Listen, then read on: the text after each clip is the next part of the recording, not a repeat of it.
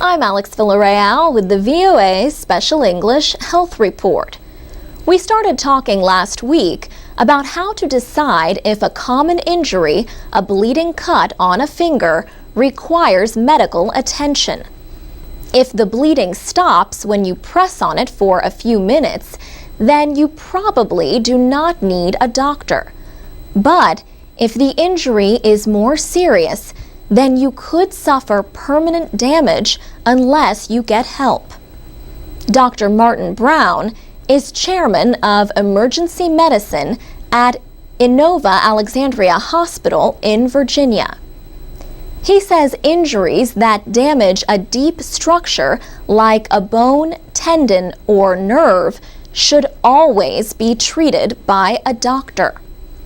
Forceful bleeding and bright red blood are dangerous signs of a deep cut. Dr. Brown says there are different medical products that can help stop the bleeding. One example is gel foam.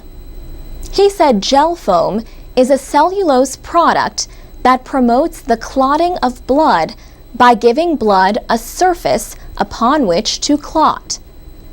The traditional way to close a serious cut is with sutures, also known as stitches. A needle and nylon thread are used to sew the edges of the wound together. But Dr. Brown says a more recent development is a medical glue. He said the glue is a medical kind of superglue.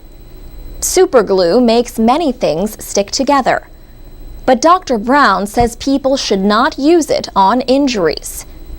He says the medical glue can be used when a cut is straight and comes together easily.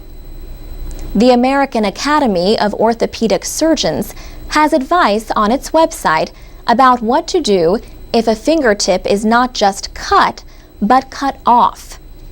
First, gently clean the amputated part with water or saline. Dr. Brown says people can use a saline cleaner for contact lenses.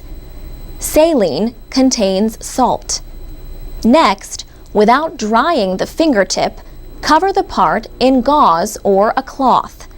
Place it in a waterproof bag and place the bag on ice. Do not put the amputated part itself directly on ice. That could damage it more. Bring the fingertip to a hospital as quickly as possible. A surgeon may try to reattach a fingertip that is cut off below the first joint. But Dr. Brown says fingertips are not often reattached if they are the length of a fingernail or shorter. He says a reattachment operation can take many hours. It is done under a microscope, reattaching nerves and arteries and tendons. Even then, he says, the result will not necessarily be better than losing part of a finger. Dr. Brown says patients must also be willing to undergo a rehabilitation process to regain use of the finger. For VOA Special English, I'm Alex Villarreal.